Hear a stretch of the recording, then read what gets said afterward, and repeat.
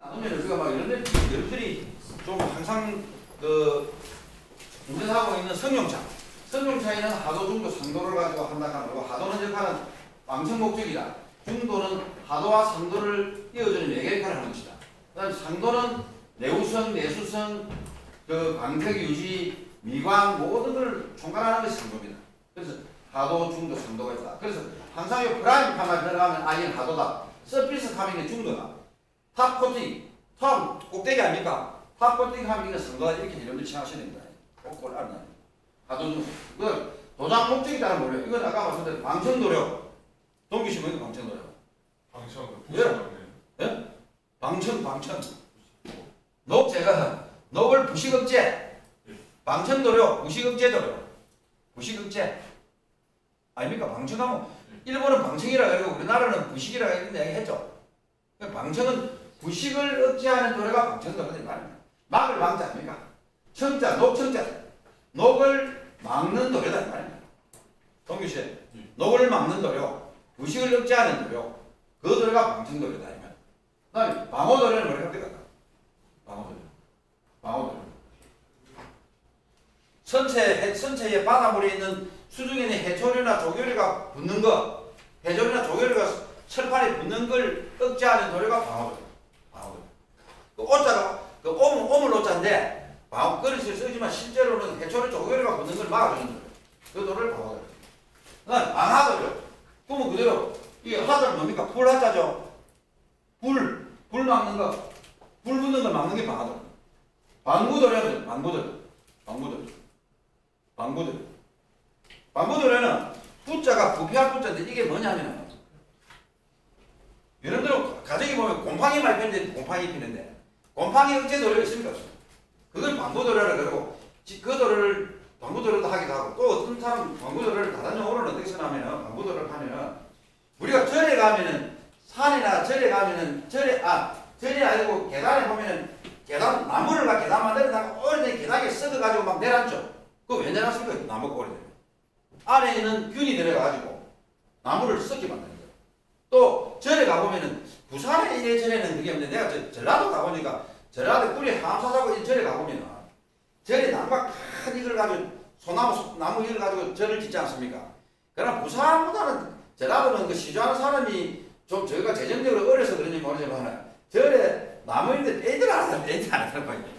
부산에는 페인트를 많이 하는데 그 페인트가 나무 그대로 있다 보니까 절이 좀 노화돼가지고 절에 구멍이 빵긋한 게 봤습니다. 구멍이 빵긋한 거 나무에 그러다 균이 들어가지 않습니까? 그러니까 나무를 갖다가 보하는 균이 나무를 없애는 균이 나무를 깔아 먹는다든지 나무를 썩게 만드는 그걸 보하기 위해서 칠하는 페인트를 여기 말하는 방구도로라 그래야 된다. 내열도로는 열의 개념을 도로, 열 개념, 내산도로, 산성에 강한 도로, 전기전련도, 전기를 논통하게 하는 거예요. 전기전련도. 이 전기전련도로가 어떻게 만나면 여러분들한테 아주 중요한 도로입니다. 우리 갈바닉 부식 금속과 금속이 여기 있을 때 하나는 양극 금속이 하나는 음극 광석이 붙으면 여기서 갈바닉 부식에서 양극 금속이 부식되지 않습니까? 그럼 여기는 두 개를 갖다가 그 주변에 전련을 시켜가지고 전기를 안 통하게 하면 되거든요. 그래 그것도 한 전련도도 필요하겠습니다. 전련도. 방음도력 소리 막는 것도요. 소리 방음함. 그런 노래가 도장 목적에 따라 우리나라 할 수 있습니다. 근데 도장 방음도는 뭐예요? 부칠도다. 부칠은 뭐 여러분들 부가출하게 부칠도 아니고 부칠을 안 하게. 부무도장. 뿌리는 두 가지가 있습니다. 그 에어를 열어가지고 에어하고 같이 나가는 그것이 바로 에어리스 에어가 들어가는 부무도장이고 에어리스 부무도장은 에어가 없이 액체 그것만 팍 빨아들어 나가려고 쓰는 게 부무도장. 일단 부무도장은 액체의 도료를 뿜어내는 거. 뭐 쉽게 말하면 우리가 뭡니까? 방충제, 뿌리는 모기야가 있어, 모기야 못하면 막 나가지 않습니까? 그게 막 부무도장, 그런 게 부무도장입니다. 전착부장. 요거는 전착부장이 이제 굉장히 여러분들이, 전착부장은 우리가 차를 갖다가 처음에 만들 때 가장 과정이 뭐냐면 차바디가 딱 만들어지면 차바디를 갖다가 단계를 거쳐 수시를 내가 탑재를 한 다음에 제1차를 하는 게 전착부장. 나중에 한 과정을 그림에 보여드리겠습니다. 그러면 그걸 담가가지고 전착 도장을 음극 음거를 걸고 양극의 불용성 양극을 걸어가지고 안에 페인트를 연대. 그 페인트는 양이온을 만들어가지고 양이온의 기가 양용기가 페인트 양용기가 음거를 가지고 철판에 달아붙는 거예요. 그래가지고 도장하는 게 정착도전. 전기분해시. 철판을 음거로. 그게 전기를 내부 전원에 의해 가지고 전기의 힘을 이용해가지고 도장하는, 표면에 도장을 하는 것이 전착도전. 내부 전원이라고. 디핑입니다. 디핑 도장은 딥. 심재가 도장이에요. 디핑. 분체 도장은 분무 도장과 같습니다. 분무도 뿌린 게 분체 도장도 뽑는 게 있는데, 그러나 다른 차이점은 뭐냐? 분체는 아주 미세한 분말 가루를 뿜어요. 분말 가루를 확 뿜어가지고 여기에 붙입니다. 붙이가 이름을 그대로 가가지고 가일로에 가서 열을 갖다 한 120도로 열을 가하면 분말 가루가 싹 녹아가 확 빼져돼요. 그래 분무도장하고 차이점이 있죠. 가루를 뿜어가지고 가루가 붙도록 일단 만든 다음에 그걸 가열시켜가지고 도장하는 것이 분체도장이다. 가루를 뿜는다 이런 거죠. 정전분체도장 이것도 전기입니다. 전기를 가해가지고 이 도장하고자 이 물체를 갖다 양극으로 걸고 요 뿌는 스프레이를 음걸 걸어 쏴면은 전기적인 힘에 의해 가지고 여기에 본체에 있는 플러스기가 강하게 접착을 하는 거예요. 그리고 전기 힘을 내가 더 세게 이게 또막을 형성하도록 하는 것이 정전분체도장. 이런 것이 도장 방법이 같은 거예요. 그 다음에 여러분들 용재 종류를 보면은 수성도료, 유성도료, 용재가 물이냐 신나냐 이게 여러분들 아시죠? 유성도료, 수성도료, 물이냐 신나냐 거예요. 신나를 하게 되면은 유성도료는 신나를 쓰면은 그 신나가 적당 그 신나를 안 넣으면 이 페인트가 뻑뻑해 점도가 너무 안 되죠. 그 신나를 누가 팍 섞어가지고 하다 막 냄새가 나고 막 또 힘들죠. 그러나 도료의 그 수명이나 내구성 이런 거는 신나가 사실 좋아요 실제적으로. 그러나 신나는 대공사에 신나를 가져 부가 안 나옵니다. 솔직히 말해서. 또 신나는 환경에 놔두기 때문에 지금 서울이나 부산, 서울도 저기 그런데 차를 리모델링 했네.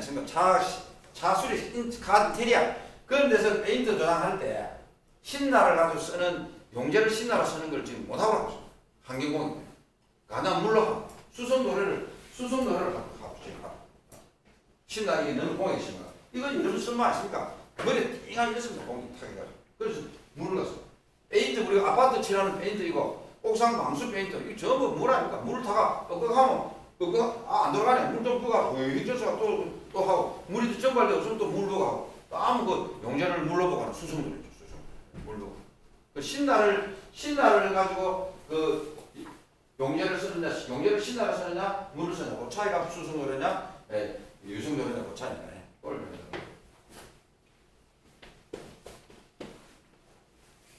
그런데 도료의 구성에는 수지.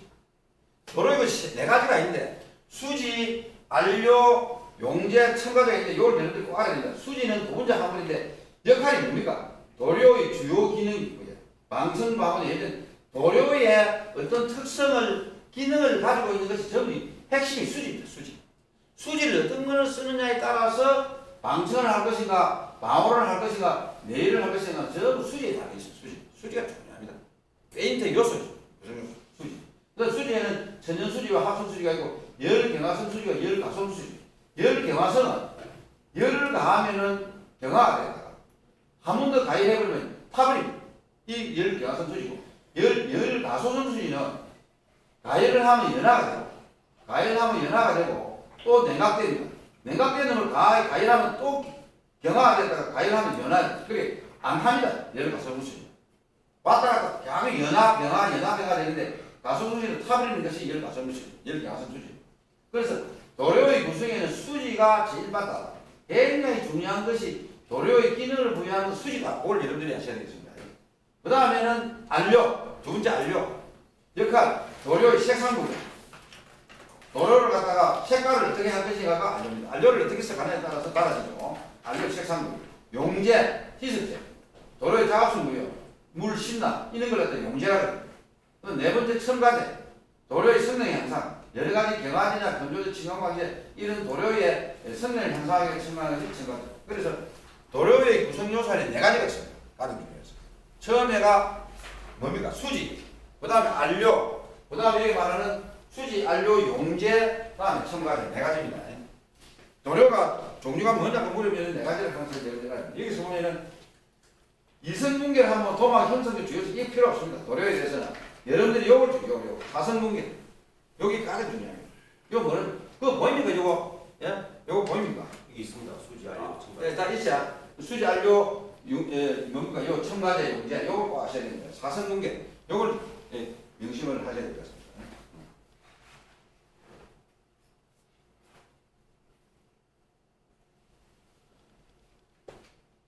그러니까 이거는 뭐냐면 도장 전체리 도장과 표면칠이죠. 아까 우리 테라코스가 됩니까? 유창민 과장이 있는. 아까 도장하게 전체리에는 이런 과정이 있습니다. 있는데 이 과정에 보면은 위에 여기 뭐냐면 SAS 스웨덴이 뭐예요? SSPC 철강 구조물 도장이 미국 그죠?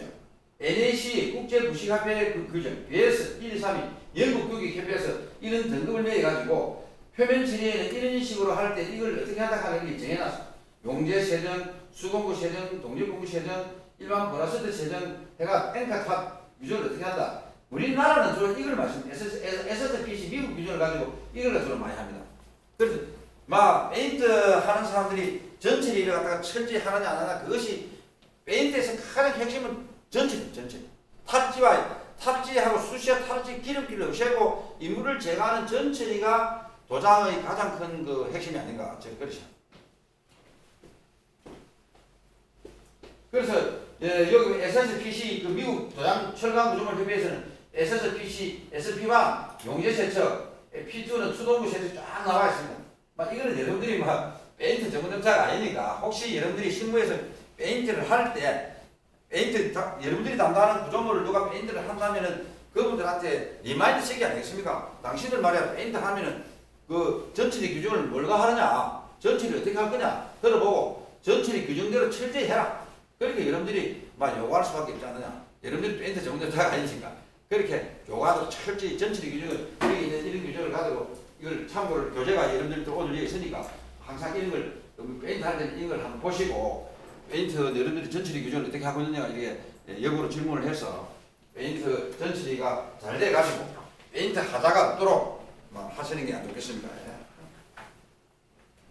그 여러분들 자 그림은 붓도자 위치라고 롤러입니다. 가장 그 작업선을 우리가 집에서 칠하든지 그 페인트 방수업자들이 집에 가 방수도장 할 때 주로 하는 게 이 롤러. 붓칠이 아주 섬시하게 하지만은 사실상 롤러 도장 이거 사가지고 이거 페인트 업체가 팝니다. 사가지고 꼽아가지고 큰 기둥파거든. 바다가 저도 우리 집이 주택에 살고 있기 때문에 이 롤러 도장 잘 많이 하는 솔직히 말해서 이거 하는 데가 싫어하고 이제 있는 거지 롤러 도장. 에어스프레이입니다. 이게 에어를 이어가지고 같이 쏘는 이게 밀실에서 이제 하게 되면 이 사람이 지금 이 뭡니까 방폭 그 마스크 쓰고 하지만 이게 참 공이 아닙니까? 아주 안 좋습니다. 일단은 뭐 이 사람은 절대 생각하는데 그 에어리스 스프레이 에어 없이 바로 분무기로 바로 뿜는 이게 이제 우리가 말하는 아까 우리가 이야기한 도장 방법이 뭡니까? 무슨 도장을 해야 되는 거죠? 분무도장. 분무하다 뿌린다. 분무도장. 그래서 이런 도장을 이 분무도장. 그 다음에 이게 뭐냐면 전차도장. 자, 이 그림을 한번 보세요. 이게 차체입니다. 차체를 이런 엔드 이게 당한 거예요. 당가가지고 요 놈을 플러스만 은극이 마이너스거든요. 마이너스가 전원입니다. 그럼 어떻게 되겠습니까? 이 전원 같으면 플러스에서는 전류가 일로 나가죠. 전기가 일로 나가면은 전류에서 플러스 이 DC 전원에서 여기 전류가 일로 나갑니다. 그러면 전자는 어떻게 되겠습니까? 전자 흐르면 역방향이죠. 전류 흐르면 역방향이에요. 전류는 일로 흐르면은 전자는 여기서 좀 전자가 일로 와 전자가 일로 전을 거쳐 일로 가고 음극 이게 음극이 전자가 온 거예요. 음극이 전자가 오면은 이 타체 이름이 그 음극이면은 항상 음극이는 무슨 말이 일합니까? 방식 산화반응이면 환화반응이다. 그거 환해요. 그리고 이름이 음극이다 보니 전자가 일로 오니까 여기 있는 오니까 뭐냐? 여기 페인트에 있는 양용기가 있잖아요. 페인트 페인트도 양용기가 있고 음용기가 있어요. 그리고 여기 보면 가치온 타입과 아니온 타입이 가치온 타입이 뭐냐면 양이온이라는 뜻입니다. 양이온. 그리고 양이온이 음극의 전자를 받아가 이거 달아붙는 거예요. 음극.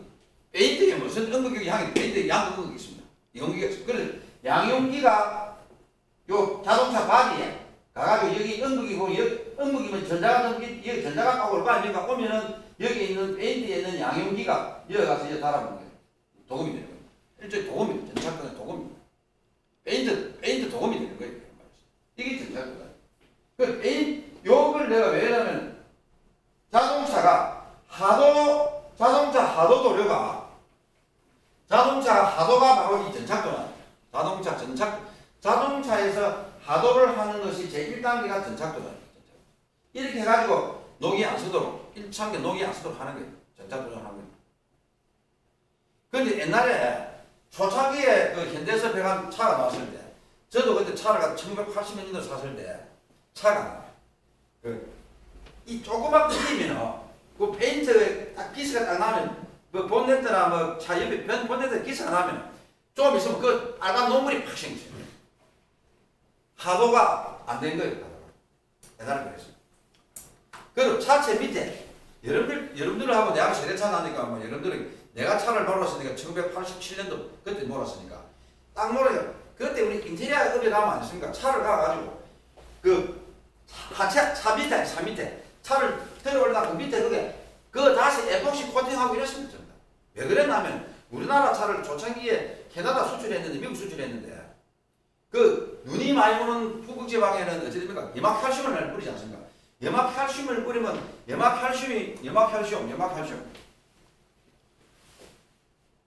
CaCl2가 Ca 플러스 2Cl 마이너스 이 염소이온.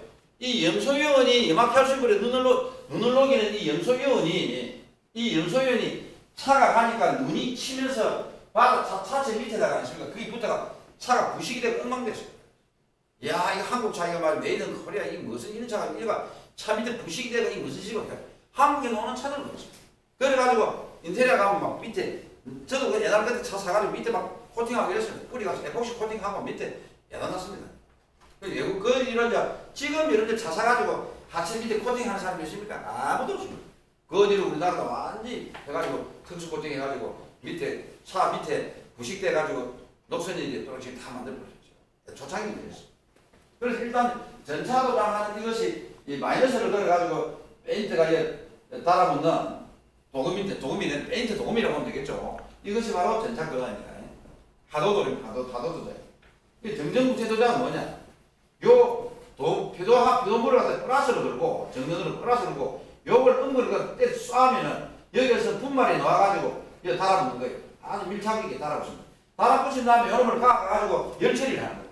온도 열처리를 하면 분말을 가지고 싹 녹아가지고 완전히 깨끗하게 도장이 돼요. 그게 정전부채 도장. 정전부채 도장은 일단 전기의 힘을 이용해가지고 하는 도장이 분채 도장 하는 것이 정전부채 도장이다. 그리고 아까 분채와 분무 차이점이 뭐라 그랬습니까? 김태윤 씨. 네.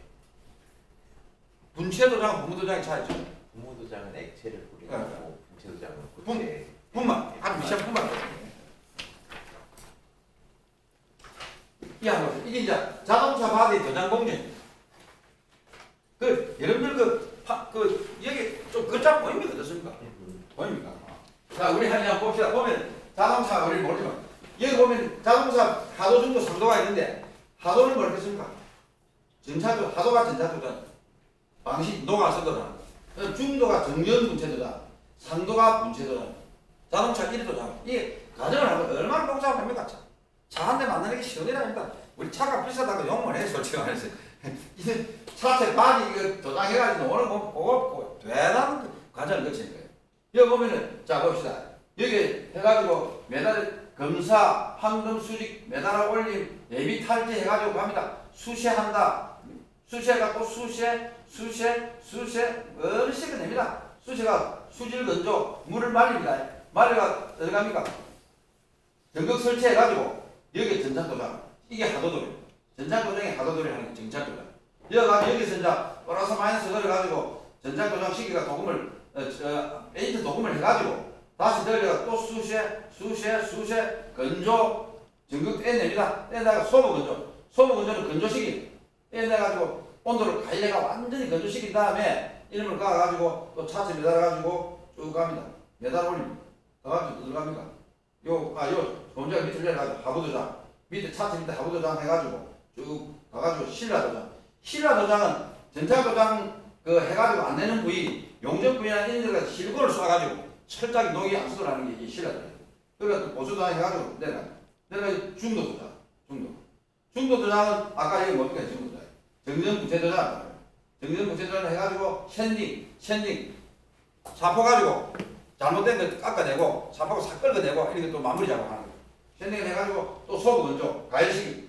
중도 도장 핸디놈도 가열을 해야만이 열처리 100도 이상 온도를 올려야만이 소부 건조하는 온도를 올립니다. 온도를 올리면은 페인트가 쫙 나가 치밀하게 페인트 도장이 되는 거예요. 분말 가지고 놓아가지고. 그 다음 이름을 또 수연말을 해가지고 수술도 건조시켜가지고 검사한 다음에 상도도장 해가지고 쭉 샌딩도 해가지고 소부 건조한 다음에 건조시켜가지고 또 완전 페인트 띠핀 다음에 브레이크아웃 도장.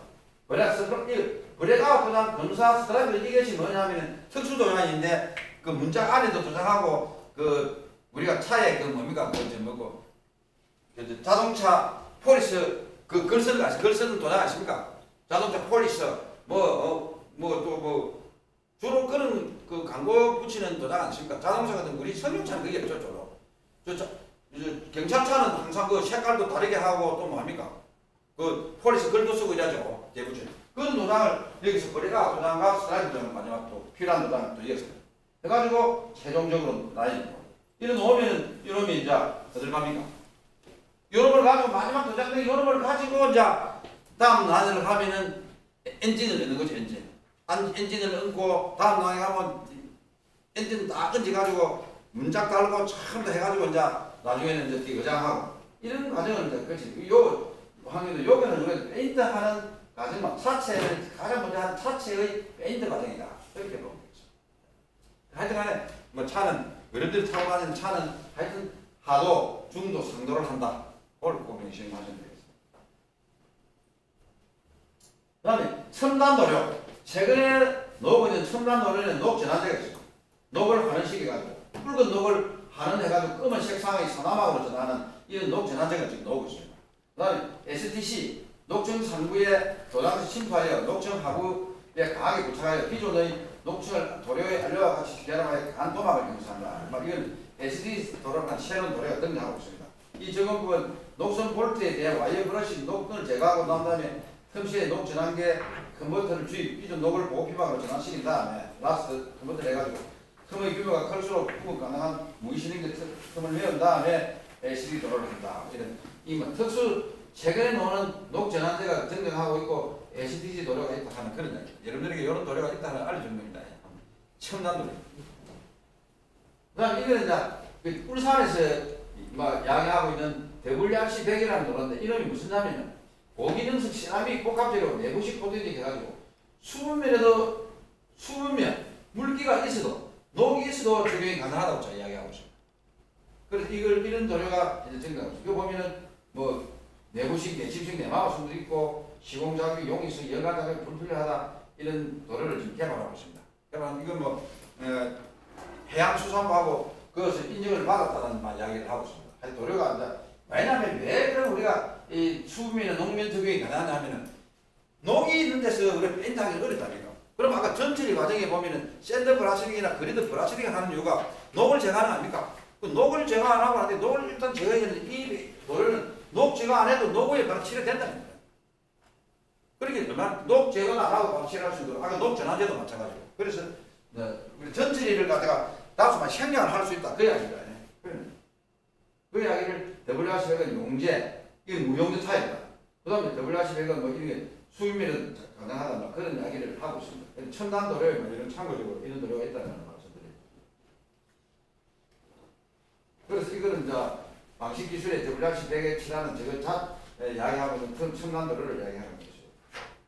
세라믹, 최근에 또 무기 세라믹 도료가 또 너가 무기 바인더, 방수기능 좋다, 막 여러 가지 있는데 여러분들 가면 페인트 업체도 막 원칙이 많고 어느 도료가 좋은지 어느 현장에 내가 어떤 환경에 처하는 도료에 어떤 도료를 칠해야 될지 어떤 환경에 어떤 도료를 칠해야 될지는 사용자가 철저하게 알아야 되고 그 사람들 선전만 믿어가지고는 또 우리가 한번 칠한 비싸게 사가지고 페인트 칠해가 결함이 생긴다면 큰일 납니까? 도자기 페인트 할 때는 신중히 해야 된다.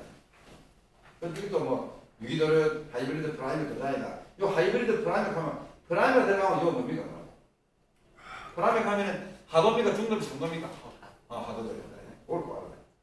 그러면 여러 가지 약 무기 피복에도 유기질 에나멜, 화성 피복, 인산염 피막, 크롬 산염 피막, 산화물 피막 여러 가지가 있습니다. 살짝만. 뭐 이래가 우리가 여러분들이 밴드 전문가는 아니고 뭐 이까지 알아가면 힘들고 그때 상해 가서 여러분들이 참고를 해서 이 교재가 있으니까 한번 참고를 해서 활용을 하시기 바랍니다. 그다음 도장 평가 제도장 이것도 막 도장을 우리가 부식을 억제하기 위해서 하는 거다 보니까 자 우리 한번 봅시다. 이 뭐라 되었습니까? 설례 도면 검토 및 부식 취약부를 선정해가지고 부식 상태를 갖다가 부식 상태를 조사를 해가지고 도마 결합선을 평가를 해요. 자, 부분 제동화 할 거냐, 전체 도장할 거냐 결정하는 거예요. 밴드가 거기 주시면은 이걸 갖다가 일부만 할 거냐, 아니면 전체를 도장할 거냐 결정해야 돼요. 그래가지고 재도장 시스템 선정을 해가지고 표면칠이 방법 및 도장계를 갖다가 검토를 한 다음에 표면칠을 하는 거예요. 그 표면칠을 해가지고 표면칠 상태를 검사해가지고 만약에 꿀량 먹으면은 표면칠을 다시 이 표면칠이가 참 중요하다 하는 걸 여기서 또 다시 이야기해요. 도장의 핵심은 표면칠입니다. 표면칠을 잘하는 거에 따라 되기는 잘못하면 꿀량되는 표면칠을 다시 해야 되고 또 도장 작업을 했습니다. 해가지고 도장 상태를 검사해서 꿀량되면 다시 그래서 이런 것은 막 우리 여러분들이 구조물에 부식을 억제하기 위해서 도장을 하는 경우에는 막 이런 걸 막 해도 막 꿀량 일하도 막 감내를 하고 하지만 특히 선박 같은 경우에는 굉장히 엄격해요. 선박이 만약에 도장 불량이 일어나면 큰일 나지 않습니까? 배도 큰 배에 도장 불량이 일어나다 하면 이건 모든 문제거든요. 그래서 선박에 칠하는 그 페인트 업체나 또 감독관이 아니십니까? 철저하게 감독을 합니다.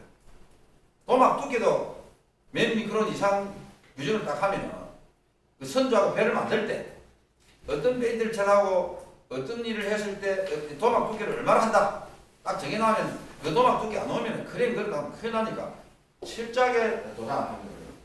그러면 우리도 막 도장에 대해서 여러분들이 특히 도막 아까 제가 말씀드린 페인트에는 우리가 페인트 녹을 방지하게 하는 거 아닙니까? 그러면 페인트 하도 도장을 했을 때 이 하도 도장 이 처리입니다. 여기 무수히 많은 양극이 있다. 플러스 마이너스 있다. 있어도 페인트를 칠해가지고 이 페인트를 칠해가지고 여기에 공급되는 산소나 여기에 공급되는 물이나 이놈들이 염소이온이나 이놈이 여기에 최고 마지막에 있는 철판에 못 가도록 막아야 될 거 아닙니까? 막기 위해서는 이 페인트 도막의 두께 이 도막의 두께가 일반 아까 차에 칠하는 전탁 도장은 아무리 두께도 몇 미크론 이상은 안 되거든요. 그러나 이런 이런 일반 방식 도장은 이 하도 도장의 도막 두께가 중요하다. 도막 두께가 두꺼우면 두꺼울수록 방청 능력이 뛰어나겠죠. 이게 굉장히 중요해요. 그리고 이 도막 두께를 뭐라고 하냐면 DFT 약자가 뭐냐면 드라이 필름 시크니스 DFT THICKNS 건조 도막 두께 이 말이에요. 건조 도막 두께 DFT 건조 도막 두께 요 앞에 요 건조를 만드는 건조 도막 이 도막 두께 DFT를 갖다가 두껍게 할 거냐 얕게 하냐에 따라서 녹이 오랫동안 녹이 안 쓰고 견딜 거냐 그 할 거냐 차이. 여러분들 지금 아까 말씀드린 대로 그 페인트 장사하는 사람 물 장사하는 이유가 요 면적을 칠하는데 페인트 2드람 용치 들어가야 되는데 한 드람을 하게 되면 어떻게 되겠습니까? 한 드람을 쓰면은 한 드람과 이 페인트 하는 거하고 2드람과 이 페인트 하는 거하고 도막 두께 어찌 되겠습니까? 차이 나죠? 차이. 그리고 페인트 아파트 칠하는 페인트 칠하는 거 아시죠? 저 사람들 엄청 그 넓은 벽 칠하는데 야 이게 페인트 몇 달은 들어가면 되겠나? 조지지 마. 70달러 조지래. 그럼 그걸 칠하나 사면 물만 많이 칠하면 되니까 아무리 칠해도 처음 칠했을 때 색깔이 나타나거든. 다 그 색깔이 3년 가느냐 5년 가느냐 그 차이. 가정집에서 페인트 칠하면 칠해놓으면 한 2, 3년만 지나면 않습니까? 그 색깔이 나가. 무슨 피부할 때 나가 없어. 그 도막 두께 내가 깨기. 그래서 저는 저 집에 그 벽을 칠하는 작업성이 힘들어도 물을 적게 부으면 적게 부을수록 뻑뻑할 거 아닙니까? 그럼 도막 두께가 많이 나오지 않습니까? 물을 많이 부으면 많이 부을수록 물 부을수록 일하는 사람들은 편하고 도막 두께는 얇게 나오고 물을 적게 부으면 액체가 진하면 진할수록 도막 두께는 많이 나오고 일하기는 힘들고 그 어느 게 좋겠습니까? 그 여러분들 페인트 칠하자 롤러 그 타고 5층에서 타고 내려 칠한 거 장난이거든요 솔직히 말해서. 힘들죠 그래서. 그 저거는 빨리 끝내고 싶죠 막. 물로 많이 부어가면 빨리 칠하고 막 무조건 내리 좋고 막 페인트 드럼 저거면은 저거 이기고 또 일하기 편하고 도막 두께 적게 하고 도막 두께 적게 해도 아파트 칠해가지고 아파트 관리소장이 오가지고 야 너 도막 두께 몇 미크론 도막 두께 몇 미크론 그까지 약정 안 하거든요 솔직히. 야 이거 한대 얼마고 견적내봐라 얼마고 얼마면 되겠노? 한번 2천만원 2천만원 하면 도막 두께 얼마나 아파트 도막 두께 얼마나 이게 그까지 따질 사람 아무도 없으시네. 그러나 배는 안 했어. 배는 가장 중요한 방청방과 중요하기 때문에 녹이 언제씩 배는 녹 쓰지 않습니까? 그러니 도막 두께 굉장히 중요해요. 도막 두께를 얼마 안에 녹 쓰면 안 되기 때문에 그러나 일반 아파트 같은 데는 색깔만 전부 내면 되니까 미간의 목적이 더 크니까 도막 두께를 예사롭지 하는 겁니다. 그래서 여러분들 건조 도막 두께 DFT 꼭 상식적으로 알기 바랍니다. 그다음 판정도 도막을 판정 걸 어떻게 하느냐? 도막이라 상대평가 얘는 보면 이게 있습니다. 피판정급이라고 하는데 야 무슨 도막 이건 대표적인 도막의 표면이 11개 가지고 이렇게 나왔을 때 이걸 AA라고 A1, A2, B, CT 이렇게 정해놓은 거예요. 이 표준 사진이 이거 미국서 인용한 사진인데 야 이게 이건 너무 애들한테 거기 엉망이네. 얘가 이 AA를 하자. 요즘 노래는 A1이다. 이거는 A2다. B다. C다. S가 세워 좋은 거로 생각하고 있어요. 이런 식으로 사진을 다 해가지고 자 AA는 뭐냐? 저 평지 50mm. 자, 전면은 현자 녹이 방식의 도막이 거의 남아있지 않는 상태다. 이걸 5점으로 하자. A와 전면의 균일 방진 녹이 발생과 구체 대부분의 녹이 발생 광층경과 상대적 상대로 녹이 입체적으로 진행되고 있는 상태를 A와는 한다. A2는 어떻다? B 어떻다? C 어떻다? C는 도막에 발천은 없지만 백화가 현저하거나 백화와 충강 방리가 현재 진행되고 있어 당도도막이 소실된 상태다. 이렇게. 그 다음에 S 양호하다. 0점. 이래가지고 이 점수를 평균을 해가지고 그 점수가 32점 이상 되면은 재도장해야 할 세종시기에 왔다 이렇게 결정되는 거예요. 그 다음에 30일 24는 식욕비 해야 될 시기다. 재도장을 할 적정 시기다. 15점이 8점은 필요한 경우 재도장하라 이렇게 내리는데 인간은 평균을 이렇게 내리는 것은 하나의 판단 기준을 참고하라는 것이지 이걸 뭐 여러분들이 뭐 이대로 따라 할 수도 있는 게 아니고 경제 사정이나 그 회사 사정에 따라서 뭐 금방 할 수도 있고 안 할 수도 있고 미룰 수도 있고 하니까 그거는 참고적으로 이렇게 있다는 걸 여러분들이 알고 좀 참고해 주시기 바랍니다. 그 다음에 큐 판정법은 어떻게 되느냐? 부풀은 녹 상태를 가지고 면적을 이렇게 따지는데 먼저 요거 보기 전에 먼저 이걸 합시다.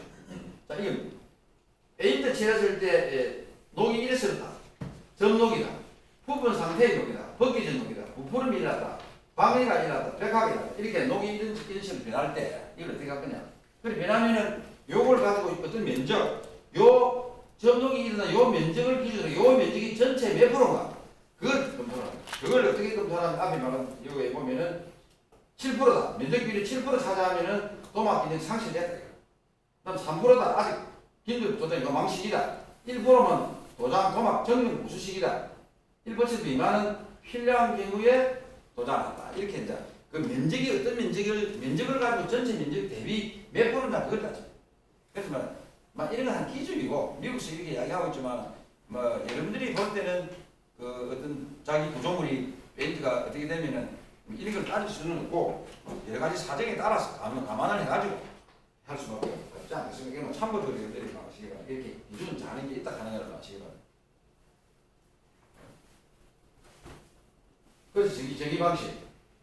아까 정의 방식이 너무 등급 방식, 양극 방식, 이것도 페인트 칠한 것도 이렇게 방식을 우리 합니다.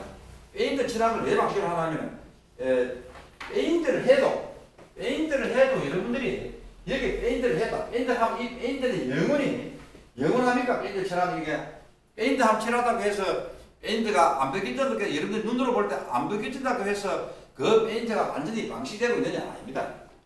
여러분들이 시간이 흐르면 말이죠. 여기 있는 여기 뭡니까? 태양의 자외선 아까 말한 상도도료의 역할이 뭐 있습니까? 내후성, 내수성, 내유성, 그 다음에 외관, 광택 여러 가지 역할을 하지만 아무리 이 세상에 영원한 건 없다 아닙니까? 페인트도 세월이 흐르면 자외선 받은 이런 것이 여기에 엄청나게 많은 세월이 흐르면 이 페인트도 그 낮과 밤의 온도차, 계절적인 온도차, 또 우리가 여기 끊임없이 공약되는 물과 산소, 이산화탄소 공약을 하면은 이 페인트는 보이지 않는 미세한 균일이 생깁니다. 미세한 균일이 생겨가지고 물이 이거 침투합니다. 침투를 해도 이 방식 도장은, 하도 도장은 말이죠. 방청 도장은 표면에 여기에 무엇이 섞이냐면 여기에 한 피말입니다. 이게 또 피말이 형성하기 때문에 1단계로 피말이 형성하니까 이놈이 제2의 방어벽을 또 형성하고 있습니다. 그래서 방청도장은 하도도료는 균일이 발생해도 마지막에 여기에 피막이 형성되어 있는 게 있다. 그 피막도 결국은 나중에도 떨어질 수밖에 없겠죠. 빠져나간다. 그래서 이런 걸 방지하기 위해서 나중에 선박배에는 이런 걸 방지하기 위해서 균일이 발생해서 부식이라는 방지하기 위해서 아연판을 갖다가 희생양도 붙이고 그거 나중에 봐야 되겠습니다. 붙이고 그리고 오늘 여기서는 또 제가 여러분들이 뭘 하냐면 그 국부무식이 아까 국부무식 그걸 이야기 참가를 그걸 안 했는데 특히 그 개념적인 그거는 다음에 소양되더라도 또 말씀드리도록 하겠습니다. 오늘 그러면은 이거 전에 한 행거니까 여러분들이 이걸 언급방식 다 아까 행거니까 넘어갑니다. 그 다음에 부식억제제는 요거 부식억제제는 그 전해질에다가 약을 넣는 거예요. 약품을 투입하면 그 약의 성질에 따라서 부식억제제가 부식억제제가 양극 반응 억제제, 양극 반응 억제제라고 하면서 양극을 억제한다는 요 말은 표면에 이런 정이산염, 유산염, 아질산염, 크로산 이런 염들이 물에 타면은 이 물에 타면 이놈들이 어떻게 되나 하면 이들 막 철판에 플러스 마이너스가 막 있다. 플러스 마이너스 쓰면은 플러스에서는 양극에서는 철이 이래 산화를 하지 않습니까? 하면은 이 양극 반응 억제제를 타면 이놈들이 어딜 가냐면 양극에 가가지고 양극에 가야 피막입니다. 양극에 피막을 형성해버리면 어떻게 되십니까? 양극에 가서 피막을 형성해버리면은 이 반응이 일어나겠으면 안 되죠. 못 일어나겠죠? 못 일어나. 그 양극에 달아붙어가지고 이 반응이 못 일어나. 전자를 못 내다. 그게 양극 반응 억제제. 지금 현재 우리 전문님 우리 부식역배 부식방지 기술에 비해서 지금 부식억제제 이 규산염이죠. 규산염을 넣어가지고 이 규산염을 넣으면은 이 규산염이 양극억제제. 이놈이 피막을 플러스에 가가지고 따라붙어가지고 이 철이 전자를 내놔서 산화반응을 못 하도록 산화반응을 못 일으키도록 방해한다. 규산염이. 이런 것들이 전부 다가 양극 반응 억제제. 근데 문제는 이제 이런 것을 갖다가 스프링쿨러에 쓸 경우에 아시다시피 이런 인체에 해롭느냐 안 해롭느냐. 인체에 혹시 해롭느냐 무공의 염을 찾아내야 그리고 규산염이 지금 그 양극 반응 억제제로서 인체에 해롭지 않다는 걸 갖다가 그 뭐 증명되고 있지 않습니까? 그래서 유산염이 쓰는 겁니다. 여기 보면 아질산은 크롬산 이런 것들은 말이죠. 인체 해로습니다. 공이면 크롬산이에요. 영 크롬 들어요. 그러나 이런 건 그러나 유산염은 인체에 무해한 것으로 밝혀. 그래서 유산염을 씁니다. 양극 반응 억제제를 일단 이 전자를 내는 산화 반응을 못 하도록 합니다. 전자를 안 내나 무시가 안 되는 거 아닙니까? 그렇죠. 그겁니다. 그 다음에 또 정인산염, 알칼리아, 유산염도 억제제인데 요 알칼리를 해서 여기에 피막을 부동태 피막을 형성하는 것입니다. 알칼리아. 아질산염 마찬가지입니다. 이런 것이 바로 양극 반응입니다. 크롬산염도 마찬가지고 피막을 형성한다. 안색이 마찬가지입니다. 그 다음에 음극 반응. 음극은 뭡니까? 이게 만약에 중성의 물이라 한다면 동기시에 음극 반응은 어떻게 있습니까? 이 양극 반응이고 양극 반응. 음극 반응은 뭐 어떤 게 일합니까? 용존소서 하는 반응이죠. 음극 전자를 받아먹는 반응. 이 물 같으면은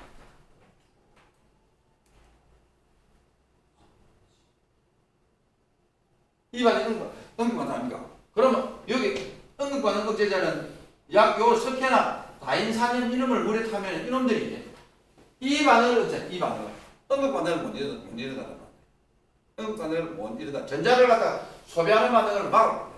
어떻게 막느냐?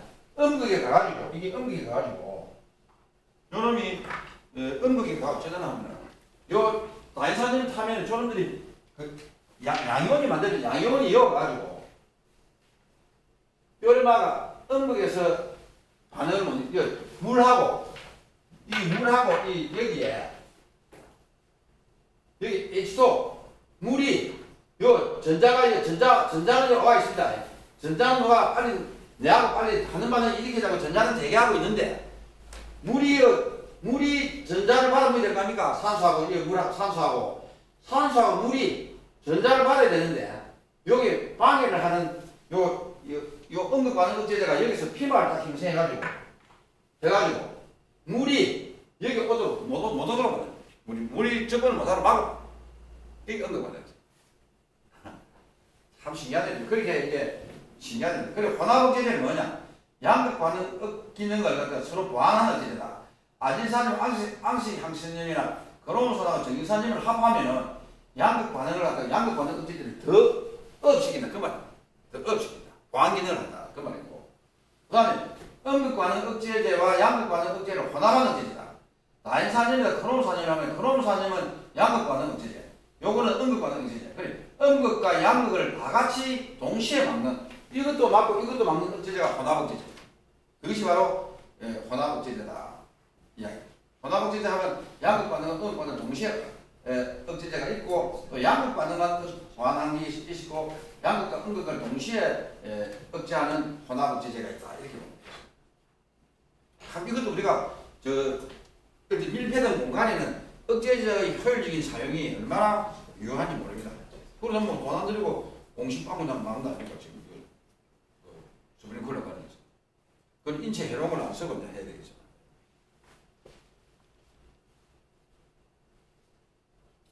비자부터 협착억제제. 협착억제제라고 하는 것은 뭐냐 하면은 질소와 황을 함유하는 억제제. 양극 반응과 음극 반응을 동시에 협착. 이게 협착. 이놈이 표면에 붙어가지고 N과 S 억제제는 붙으면 표면에 전체로 다 붙으면 쫙 협착을 해가지고 그 양극과 음극이 동시에 억제되는 것이 협착억제제. 기사억제제는 가스, 기체입니다. 이 기체를 잡으려면은 밀폐된 공간 또는 수용성 부식 억제제를 적용할 수 없는 공간 등에서 결로에 의한 부식 억제하기 위해 사용한다. 이 기상억제제. 높은 전기압을 가진 지방족 아민 안질산염입니다. 요 기상억제제 요것도 지금 앞으로 스프링클러에 있는 건식 상태, 섭식이 물이 들어가 있지 않은 건식 상태로 평상시 물이 안 들어가고 있는 스프링클러 안에는 이런 기상억제제를 잡아가지고 부식을 방지하도록 그렇게 하고 있습니다. 이게 잡아야겠죠. 부식을 막고 있습니다. 물이 들어있는 상태에서는 뭐 부식억제제를 타는 억제제를 액체 억제제를 해야 되지만은 이 기상억제제는 이거는 기체니까 그걸 잡아야 된다 그 말입니다. 그리고 요거는 참고적으로 아까 어떤 분은 어떤 보면 물건을 만들어 가지고 어떤 가지 옮기는데 그 물류기는 실고 요 물건을 만들어 어떤 지가 싣고 가는데 가는 과정에 부식이 생깁니다. 그거 어떻게 할 겁니까? 그럼 그때는 이 물건을 포장을 해가지고 그 내부에 있는 물과 산소가 공급이 안 돼가지고 어느 길까지 가는 데까지 부식이 아니라 편하게 가야 되기 때문에 그럴 때는 이 기상극제죠. 요걸 밀폐된 공간 그 비닐 안에다 그 기상극제를 넣어가지고 그 안에다가 물건을 사가지고 부품을 사가지고 녹이쯤 쓰면 안 되는 그런 그 부품은 그렇게 하는 겁니다. 그게 아마 최근에 이번에 우리 협회에서 LH 가스공사 제주도 가스공사에 그게 할 때 그 볼트나트 그 부위에 부식을 극제하기 위해서 그걸 시험 한 적도 있습니다. 아마 그 제품도 지금 우리나라 지금 등장하고 있으니까 혹시 여러분들이 그것도 참고를 하겠습니다. 물건을 갖다가 이송할 때 부식이 생기면 안 되는 물건을 이동할 때는 그 비닐봉지에 철자 비닐봉지에 그 가스 부식극제제를 넣어가지고 할 수 있다, 완화할 수 있다. 그 얘기입니다. 네, 방식 설계 법칙, 방식 설계의 요점, 기계장치 및 설계 방식의 요점입니다. 앞전에 우리가 얘기할 때 부식을 억제하는 데는 부식을 억제하는 데는 가장 중요한 것이 뭡니까? 양극 음극은 피할 수 없다. 양극 음극이 만들어지는 피할 수 없다. 그럼 뭡니까? 분명히 양극이랑 음극이랑 연결해야 돼. 안 되게 된다. 그게 설계입니다. 설계. 그러면 물을 없애는 것도 중요하지만 방식 설계가 중요해요. 방식 설계. 그 방식 설계가 이건 꼭 이걸 여러분들이 참고를 메모해 주시기 바랍니다. 자, 방식 설계 법칙은 형을 단순화한다. 어떤 물건은 형이 복잡하면 안 된다. 형이 복잡하면 할수록 거기는 공기 유동이 공기가 잘 통하는 데가 있고 공기가 안 통하는 데가 있고 습기가 계속 살아있는 데가 이렇거든요. 그리 단순화식 유통이 잘 되는 그 형을 단순화해야 돼. 그 배수가 잘 되게 배수. 물이 잘 빠져. 물을 잘 빠지게 참 중요합니다. 스프링클러 물로 빠지기 최소한 그런 문제 생기지 않습니까? 물을 잘 빼지 물을 갖다. 내가 놀라는 것은 아십니까, 여러분들? 내가 우리 동네 거기에 이거 울타리를 만들어 가지고 여기에 그 찍은 U자형으로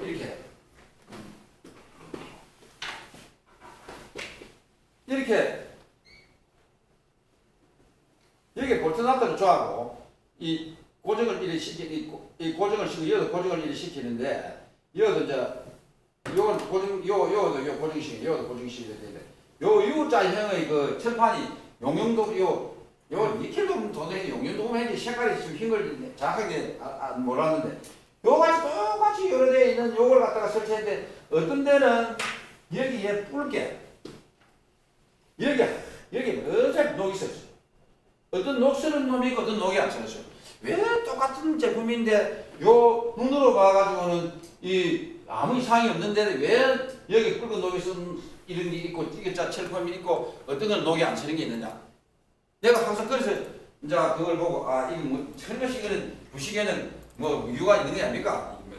뭐 날개하면서 추락하면서 날개가 하네. 그걸 보니까 비가 오는 날 가보니까 비가 오는 날 딱 내봐서 보니까 녹이 쓰는 놈은 어떻게 되냐면 여기에 물방울 여기 물이 고여 있어. 물이만 고여 있는 물이 고여 있고 녹이 안 쓰는 제품은 여기는 물이 잘 빠지고 아무리 비가 와도 물이 빠지고 물이 빨리 배수가 되고 여기 물이 고여 있는 요 부분은 녹이 씁니다. 그래서 우리가 말하는 물이 얼마나 중요한가? 물기만 있으면 녹습니다. 물방울 결론생. 그래서 배수가 잘 되게 된다. 이게 참 중요한 얘기입니다. 물이 잘 빠지게 된다. 갈바닉 부식은 피한다. 조한씨, 갈바닉 부식이 피한다. 이게 설명해 주세요. 갈바닉 부식 이게 무슨 말이죠? 갈바닉 부식이요? 갈바닉 부식은 피한다. 그 말. 갈바닉 부식은 피한다. 갈바닉 부식이 뭡니까? 갈바닉 부식이 뭡니까? 갈바닉 부식. 동규씨. 예. 갈바닉 부식이 뭡니까? 갈바닉 부식. 다른 금속이 그렇죠. 갈바닉 부식. 갈바닉 무슨 이종 금속 접촉 전지 부식이다. 이런 상식성 이래 되는 거죠. 이종 금속 접촉 전지 부식.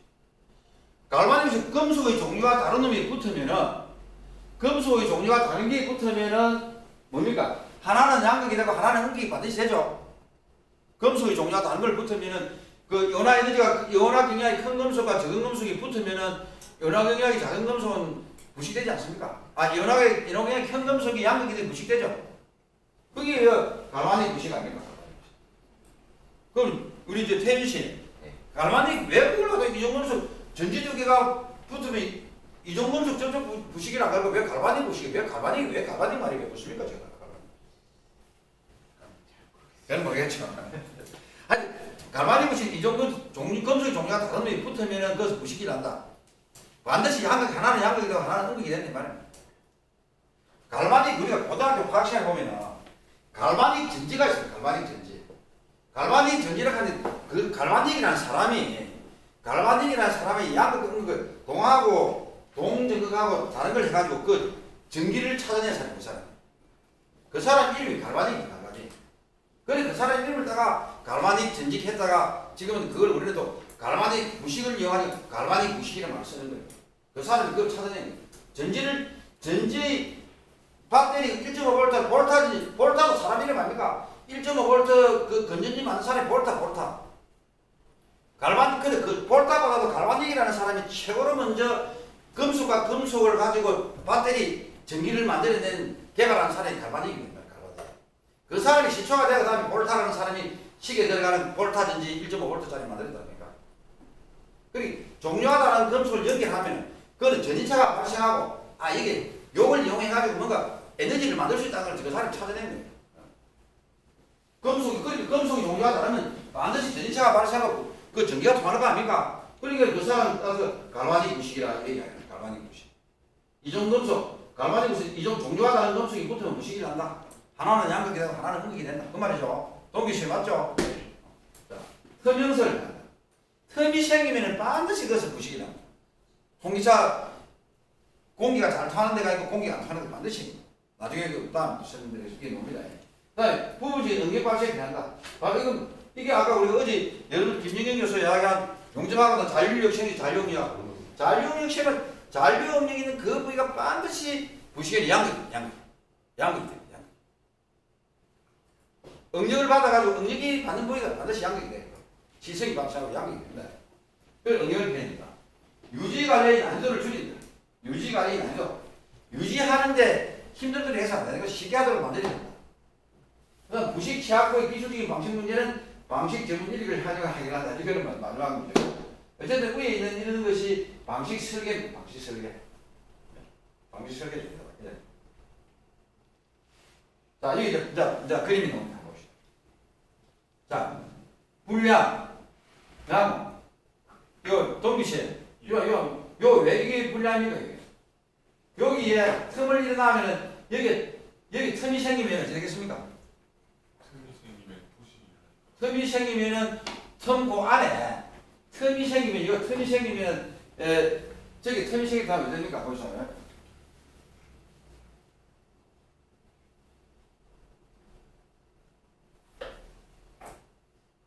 그다음에 요 틈이 생기면은 틈 안고 밖에 여기는 전부 다 음극이 되고 요 틈 안에는 산소가 공급이 안 되니까 양극이. 그리고 여기서 부식이 생기니까 일어나서는 이런 식으로 해서 아주 틈을 아예 없애주기 위해서 어떻게 됩니까? 용접을 해가 아예 틈을 없애버려요. 없애버려요. 여기도 한 번. 불량. 이래 용접해가는 틈이 많이 있는데 모서리 부분이 많이 있다는 거죠. 이렇게 하면.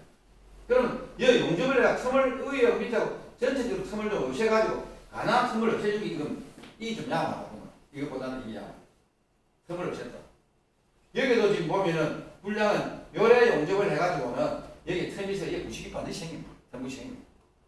아주 미미하지만 뭐 저래 좀 됐지 뭐 공부하는데 무슨 좀 부식이 생길 것이 하지만 아주 우리가 양극 이 철판 표면에 무수히 많은 양극 등극의 존재가 부식 생기는 것은 아주 미세 미크로시에 그 조그만 전지사에서 부식이 생기는 거 마찬가지고 여기도 요래 틈을 막았다 해서 여기에 틈이 눈에 보일 때는 틈이 많이 생긴다.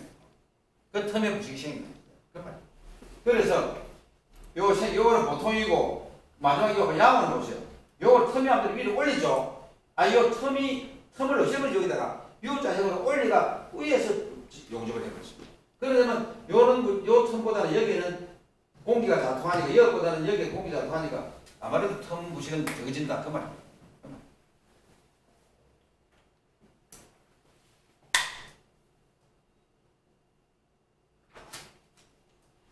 자, 이거 한번 보세요.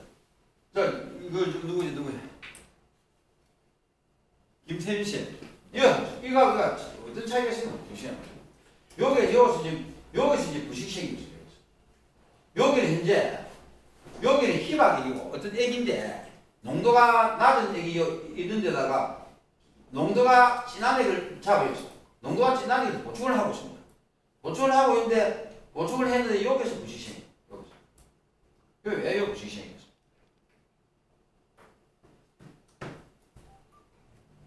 생겼어? 여기서는 이걸 막는 방법은 농약을 위에서 바로 잡아줘가지고 바로 이어서 바로 공급을 하는 거예요. 그러니까 이제 이 유동을 하면서 농도의 차이를 없애버립니다. 여기는 요래 살 잡아 여면은 여기에 농도차가 발생합니다. 농도차가 발생. 그래서 농도차가 발생하면은 희박에다가 요 진한 액하고 위에 남은 진한 액이 많겠죠. 진한 액이 계속 부닥치고 여기는 희박액이다 보니까 희박액 여기가 그러면은 요까지가 요 진한 액 여기가 희박액. 그러면은 희박액하고 진한액에는 같은 금속인데 희박액이 접촉하는 부위하고 진한액이 접촉하는 부위하고는 어디가 양극이 되겠습니까? 어느 쪽이 양극이 되고 싶습니까? 농도가 진한 쪽하고 농도가 얇은 쪽. 3% 정도 됐을 때. 어? 섞이면 3% 정도 됐을 때. 아니. 일단 여기는 여기는 진한액이 접촉을 많이 하고 있고, 여기는 희박이 접촉을 하고 있단 말이에요. 그 어느 쪽이 희박에게 접촉하는 부위하고 진한액이 접촉하는 부위가 있다면은 양극, 음극이 어느 쪽이 양극이 돼가 부식이 되겠냐 말이에요.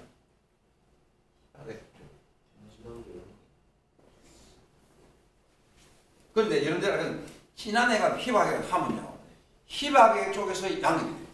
희박액 여기가 여기 양극이 되고 여기가 음극이 돼요. 그래서 부식이죠. 그래서 요거는 농도를 진한액 위에서 공급을 하면은 여기가 균등하게 희박액하고 진한액이 섞여버리니까 그건 문제가 없다. 그 말이에요.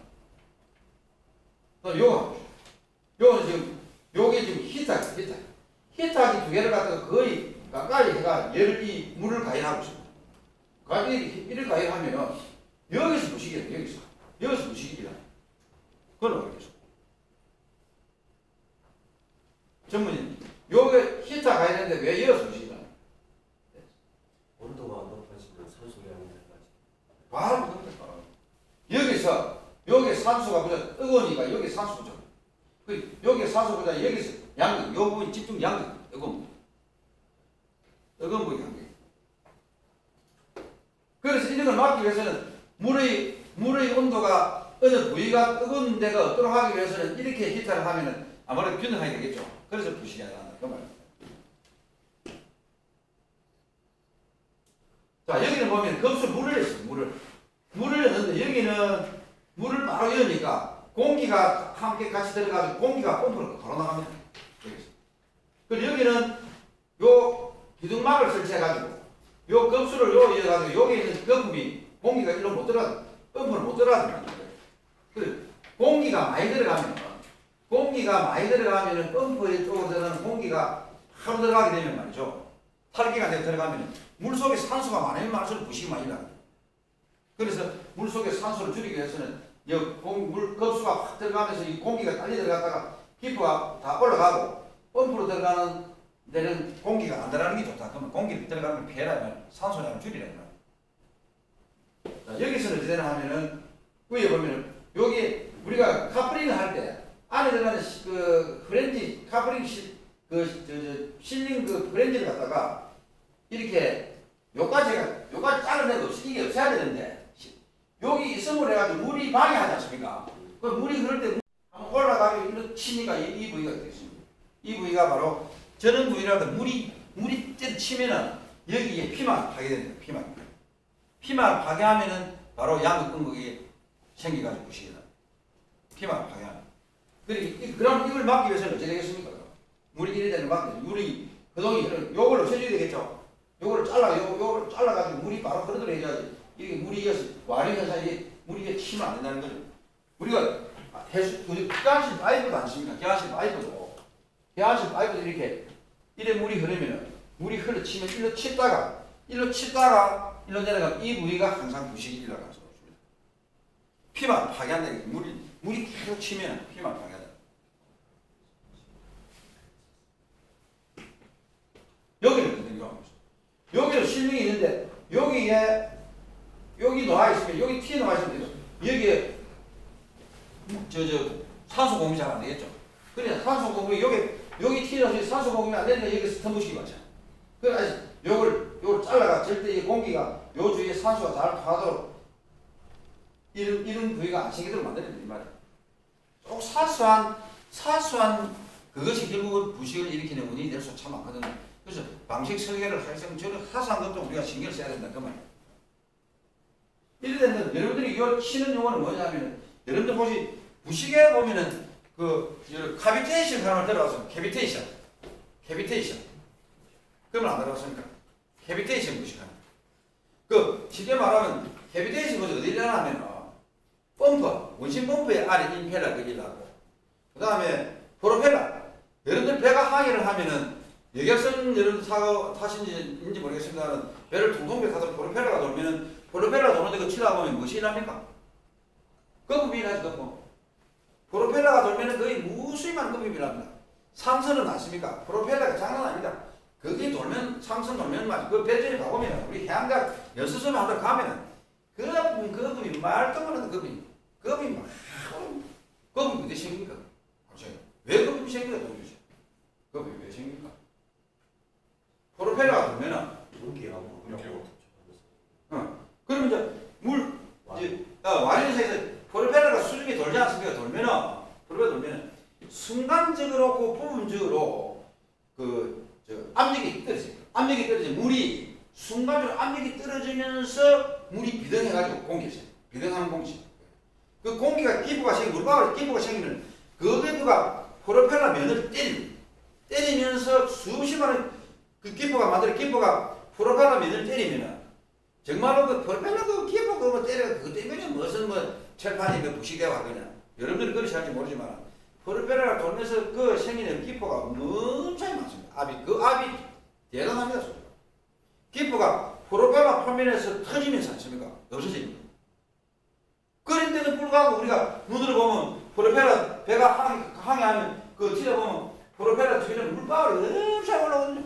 그 물방울이 프로펠러에서 생기는 물방울이 엄청 많답니다. 그게 막 계속 치는 거예요. 프로펠러 때리면은 프로펠러 밑에 콤보가 생기고 그 프로펠러 표면에 물방울이 터지가 콤보가 생길 정도냐 이렇게 생각해 보지만 그 물방울이 한두 개가 아니고 엄청 많은 물방울이 때리면은 그 압력이 대단한 거예요. 그러니까 프로펠러가 구멍이 꽉 꼼보처럼 그걸 우리가 말하는 카비테이션 부식이라 이래요. 카비테이션 부식. 이렇게 일단 CAV, ITAT, IOL 캐비테이션 부식이라 이래요. 프로펠러 돌면 기포가 발생해 기포가 프로펠러 면을 때려가지고 일하는 부식.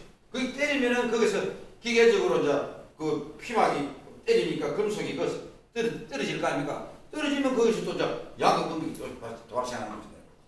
그리고 기계적인 물리적인 부식과 화학적 부식이 동시에 일어납니다. 그렇다.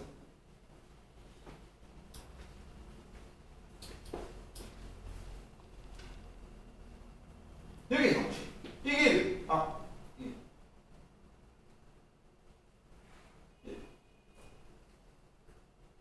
여기서 보시면 이게 불량, 양 이거 왜 그렇습니까? 여기 왜 불량? 요 티에 놓은 게 티에 놓은가? 그림이 다르죠? 요 티에 놓은 이거 되겠어요. 여기 티에 놓으면 되겠어요. 물이 잘 빠지겠어 안 빠지겠습니까? 안 빠지겠죠? 물이 어디 보입니까? 이거 보이게 지금 여기야. 요 부식이란 물이 보이게 일란 산소 농감제 부식이란 물기에서 부식이란 이건 물이 여기 없어 이게 잘 물이 잘 빠지는 거예요. 그리고 밑에 가보세요. 어떤 용기를 물을 빼낼 때 편미 이게 딱 이렇게 정면으로 나가면 아무래도 여기에 오목블록이기 때문에 물이 터치됩니다. 그래서 약간 경사를 줘가지고 이 밴드를 약간 경사를 주면 아무래도 물이 잘 빠지겠죠. 이래 해라. 물을 잘 빠지게 만들어 그 말이야. 물을 잘 빠지게 만들어. 일단 밴드를 정면으로 나가고 비스마이가 여기 물 빠지네. 여기 물 빠지라고 여기 물 빠지라고 내가 물이 잘 빠지겠습니까? 아무래도 경사를 주면 잘 빠지겠죠. 이래 나가면 여기 분명히 물이 안 빠지는 데 있고 분명히 철판이 평안하지 않기 때문에 물기가 있어가 부식이 난다. 물을 잘 빼라 이 말이지. 세수가 없도록 해야 된다 이 말이야. 자 이거 한번 보세요. 자 이래 파이프가 이래 돼 있는데 여기에 드레인 폭을 달아가지고 이래 물이 나가는다. 이래 물이 나가면 여기 물 보이는 거 뻔한 거 아닙니까? 뻔할 뻔치 아닙니까 이거. 그러니까 여기다가 드레인 폭을 달아 여기 있는 물이 안 건드려 빼야 돼. 스프링쿨러에서 이렇게 물이 채수가 되면은 부식이 안 되는데. 파이프에 물이 참 건조를 시켰을 때 물이 안 빠지고 나왔으면 반드시 부식이 생겨 여기 이물질이 생기게 되면 결국은 여기는 산소 농감전에 의해서 더 집중적으로 부식이 나겠죠.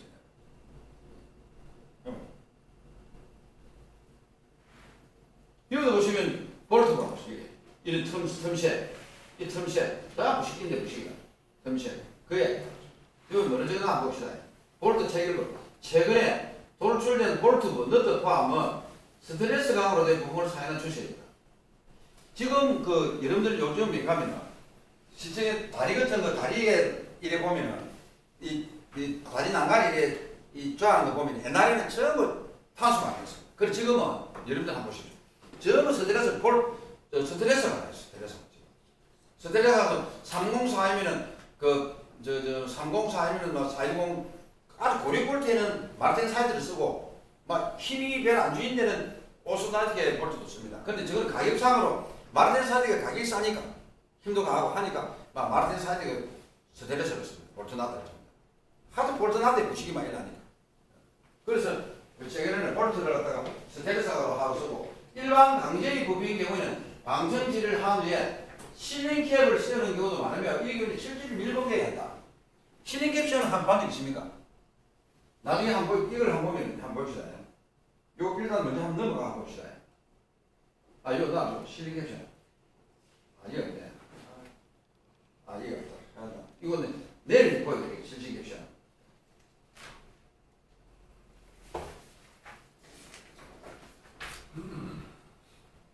그래서 아까 말씀드린 제가 이렇게 요런 데 세고 요 볼트부 여도 부식이 많이 나기 때문에 틈 부식도 많이 나고 틈새 이런 데 부식이 많이 나는데 볼트가 가장 부식 취약합니다. 볼트가 문제예요. 그래서 하도 볼트에 부식이 나니까 요 볼트에다가 요 설명은 내일 그림을 찍은 사진을 여러분들이 보여드리겠습니다. 여러분들 그걸 현장에 가보면 이게 많이 씁니다. 볼트가 이렇게 됐으면은 이렇게 볼트를 박았다. 이 볼트를 내가 박았다. 이 볼트가 있다.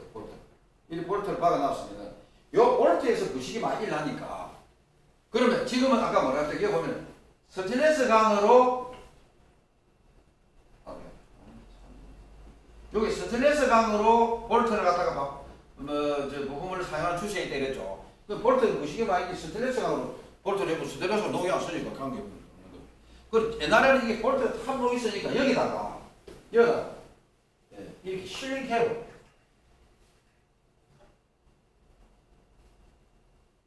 이렇게 실링캡을 씁니다. 이거 혹시 본 적 있습니까? 혹시 볼트 본 적 없습니까? 캡이 안 한다. 볼트 몇 개 보시죠. 여러분 지나가시다가 어디 보면 신호등 있는데 최근에 만들어진 교통 신호등 가로등 이런 거 그 밑에 볼트 나도 고정하고 밑에 볼트 줘야 될 거 아닙니까? 그걸 자세히 보면 옛날 거는 그런 게 없습니다. 지금 보면 그때는 볼트를 확 꼽아놨어요. 꼽아난 이유가 바로 이렇게 꼽아나가면은 여기로부터 무엇이 됩니까? 산소하고 산소물이 여기 못 들어가서 볼트 녹 안 쓰도록 부시가 내도록 그렇게 돼요. 실링캡. 저걸 시작한 거죠. 아마 여러분들 유심히 보면 신호등인데 생각하는 게 있습니다. 내일 사진에 오늘 나중에 내일 보여드리겠습니다. 이게 시험이죠. 책을 일하고 있습니다. 그 일하는 것보다는 막 일하는 업자는 그 일에 시험은 그러면은 산소하고 공기가 산소하고 수분이 안 들어가야 되는데 그러면 여기 철저하게 여기 밀봉이 돼가지고 공기가 안 들어가야 되는데 어떤 사람은 형식적으로 tuk시 안 하고 어떤 막 여기 발에 받쳐가지고 차가지고 막 다 부러져가지고 없는 게 있고 흔들거리고 말이죠. 그 흔히랍니다. 실링캡을 씌워놨다는 것은 철저하게 공기가 안 들어가는 거죠. 물이고 공기가 철저히 안 들어가는 거죠. 물이 공기가 들어갔다 하면 결로 현상에 의해서 또다시 부식입니다. 오히려 부식이 부식이 더 역효가 날 줄 모르죠. 공기가 들어가서 결로 현상이 나오면 또 물기가 또 생깁니다. 그래서 일단은 이게 이렇게 실링캡을 씌우는 것도 중요하지만은 최근에는 이것도 안 된다 하니 지금은 볼트부에 스테인리스 가루로 된 볼트를 쓴다. 그런 게 참고해봐요. 아마 여러분들이 앞으로 신고해서 만약에 그 제품을 만들 때 이제 볼트 나다 보이실 때 야야 볼트 나다 이거 절대 볼트 나다 그 탄소화 하지 말고 스테인리스가 써라. 스테인리스 하세요. 스테인리스 비싸지만 볼트 나다 하면 스테인리스 비싸지만 노가 안 쓰고 오래된 장기적인 측면에서 본다면은 볼트 나다를 스테인리스 하게 되어 있어요. 지금 그걸 쓰고 있습니다. 자, 그래서 다리 새로 건설하고 하는 데 가보면 볼트 체결부 보면 전부 스테인리스. 그 어떤 데는 이거 실링캡 뜻이 안 했어요. 그 하여튼 여기 이제 그런 걸 이야기하고 있고 볼트 제조 설계는 볼트가 구조대에 상당히 응용이 되는 것으로 생각한다. 그런데 볼트가 이것이 양극이고 이거 양극을 하고 이것이 양극이다. 이게 양극이고 철판은 양극이고 이 볼트는 음극이다. 그러면 어떻게 됩니까? 뭐라는 음극을 하면 소음극 대양극 부식의 이상인 금속과 금속이 연결되가 갈바닉 부식이 일어나는 걸 막는 방법에는 어쩔 수 없지만 그래 할 때 음극을 정을 쓰고 양극을 대양극을 크게 해야 된다 그 말입니다. 소음극 대양극. 그리고 부식이 일어나는 치명적인 요소는 소양극 대음극 소양극 대음극이 부식의 치명적입니다. 양극이 적으면 그만큼 부식이 많이 일어나는 거죠. 그 이야기가 쉽게 좀 말해서 보면은, 예.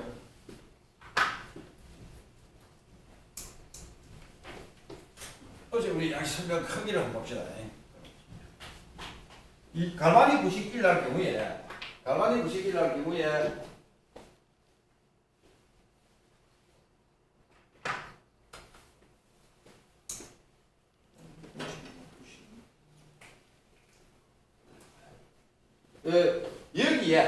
여기에 만약에 철판이 있다. 그러면 여기에 아연이 하이고 이거 이런 경우. 또 하나는 두 가지를 봅시다. 하나는 철판이 작고 양극이 양극이 크다. 이런 거. 이거는 되는 거. 이걸 이야기할 때 뭐라 해야 되겠습니까? 이런 경우에. 양극이 적으면 됩니까? 플러스, 마이너스. 이것도 플러스, 이게 아니죠. 이게 마이너스, 플러스. 크기가, 면적 크기가 차이가 난다면 분명히 철하고 아연하고 붙으면 아연이 양극이 돼 부식을 하지 않습니까? 아연이 결국 부식됩니다. 아연이 부식됩니다. 그럼 철판 표면에는 산소 하나마다 용료산소 하나마다 독일이라고 합니다. 방식될 겁니다. 그 면적은 철하고 아연보다 철이 큽니다. 그럼 이런 경우에는 뭐라고 소양극 대응극입니까? 소양극 맞죠? 소양극 대응극 아닙니까? 네. 소양극 대응극 소양극 이거는 됩니다. 소음극 대양극 소음극 대양극 그 어느 쪽이 부식이 심하게 양극이 부식이 나는데 양극이 적다. 예. 음극이 크다. 대음극. 자 여기 흐르는 전류가 이러면 전기차의 전류가 예를 들어서 10mA 단위 10mA가 흐른다고 하면 토탈 10mA 흐르면은 10mA가 흐른다고 한다면은 아이언이 면적이 2제곱센치다. 요 철판의 면적이 예를 들어서 막 말해 10제곱센치다. 이래 하는 거죠. 그럼 우리가 전류 밀도라고 하는 게 있잖아. 전류 밀도. 전류 밀도 면적이 이건 음극 전류 밀도. 이 전류 밀도는 되는 거. 전류 I는 음극 전류 I는 면적이 10이다. 10분의 전류 밀도 10mA. 10mA. 10제곱센치분의 10mA는 1mA 제곱센치. 그러니까 음극의 전류 밀도는 1mA다. 그리고 양극은 어떻게 되겠습니까? 양극 전류 밀도 I는 어떻게 됩니까? 양극 면적이 2cm고 2제곱센치. 2제곱센치분의 전류 밀도 똑같은 전류가 10mA 됩니다. 양쪽에 흐르는 10mA. 그러면 5mA 제곱센치.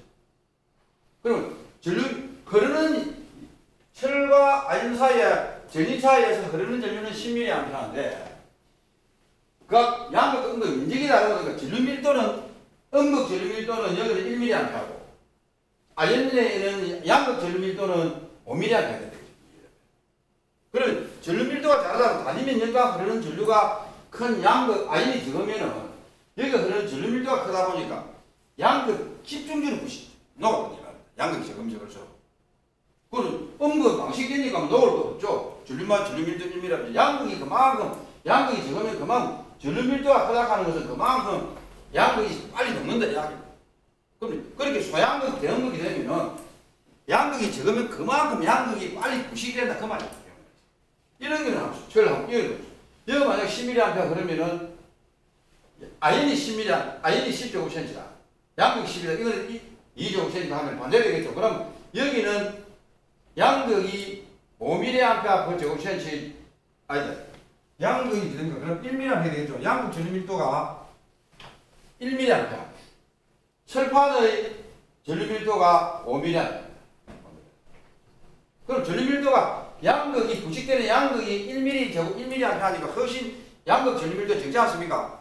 그러면은 양극이 크면 클수록 양극이 전류 밀도가 1mA 하니까 부식되는 속도가 늦어지게 늦어진다.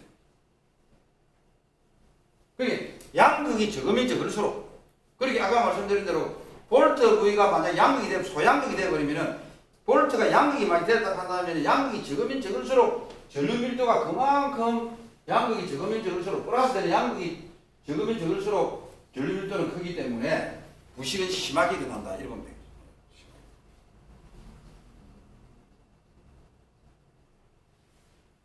그래서 항상 우리는 이런 양극이 이런 형태가 돼서는 안 된다.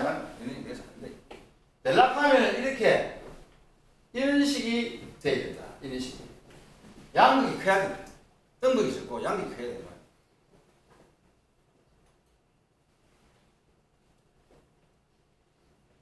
그러니까 우리가 이런 약이 어디서 적용될 수 있나 하면은 바로 아까 우리가 이야기한 이런 왜 우리가 소양극 대응극 형태가 되면 안 된다 하는 이야기는 이런 게 왜 안 되나 하면은 아까 우리 공식 이야기를 했죠. 공식을 한번 봅시다. 공식을 보시면은 자 철판 위에 철판이 그럼 여기 페인트를 칠했죠. 페인트 여기 페인트가 칠해놨는데 페인트 칠해. 자 지금 이상 없죠. 이상한데 만약 여기 페인트가 일부가 거기죠. 페인트 일부 거기죠. 거기서 됩니까? 이게 양극. 여기 양극. 여기 페인트 거기서 여기 양극이 되면은 이 옆에는 전부 뭡니까? 페인트 칠하면 다 음극. 여기 음극. 저 음극. 그러면 이게 이러면 페인트가 거기 전 요 부위가 양극이 되면 어떻게 되겠습니까? 이렇게 부식되는 것은 소양극 대응극입니까? 대양극 소양극입니까? 소양극. 네, 소양극 대응극. 이러되면은 양극이 적기 때문에 이와 저러는 전류가 음극에 흐르는 전류 밀도가 양극에 흐르는 전류 밀도가 5배 차이, 5배, 수십 배 차이 난다고 해야 돼. 그러면 흐르는 전류가 양극에는 전류 밀도가 양극 전류 밀도가 엄청 높아졌다는 걸 이렇게 배로 하고 여기 아까 여기가 양극 전류 밀도가 5mA 있으니까 5mA. 제곱 단위 면적당 5mA, 얘는 1mA. 5배 차이 나지 않습니까? 면적 따라서. 이게 이런 경우에는 아십니까? 5배 아니라 10배, 20배 차이 나는 거예요. 그렇기 때문에 계속 여기는 양극에서는 양극 절밀도가 크기 때문에 소양극, 대양극 형태 되기 때문에 계속 부식이 됩니다. 파우더를 가지고 파이프가 예를 들어서 뭐 파이프가 이래 돼 있다면은 파이프 정도 있다면 결국 이 파이프 이 철판 두께를 한다면은 나중에 이게 빵꾸 날 거예요. 빵꾸 날 거예요. 그만. 그래서 절대 소양극, 대양극 형태가 되어서는 안 된다. 그 이야기를 볼트 체결부에 마찬가지. 그 이야기를 아니 틈을 내서는 안 된다. 틈을 내서는 안 된다 이 말. 그래서 여기 보면은 이제 보시죠. 볼트가 구조재에 비해 상대적 음극이 되는 줄 알았어요. 그래 볼트가 음극이 되면은 볼트는 작지 않습니까? 그러면 소음극, 대양극이 되겠죠. 그래 말이야. 그래. 그러면 양극이 크니까 양극이 부식돼도 큰 지장이 있거든요. 그래 소음극, 대양극이 돼야지 소양극이 되면 절대 안 된다. 대양극이 되어서 부식되는 양극이 면적이 커야 된다. 그런 이야기를 하고 있습니다.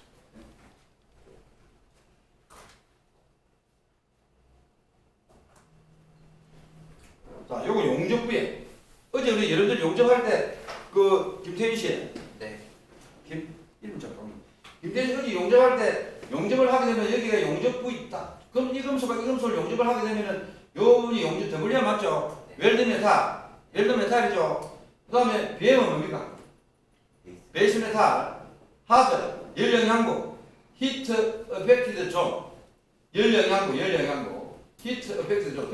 그럼 이렇게 용접을 하게 되면 이래 되면은 요 금속을 용접을 요리 했으면은 용접한 요 주위가 용접금속, 옆에 열을 받은 부분이 열영향부, 히트 어펙티드 우리가 보는 이거 하드로. 그 다음에 요거는 이제 전혀 열영향 안 받은 부위가 베이스 메탈 이래 되는데, 자 이런 현상입니다.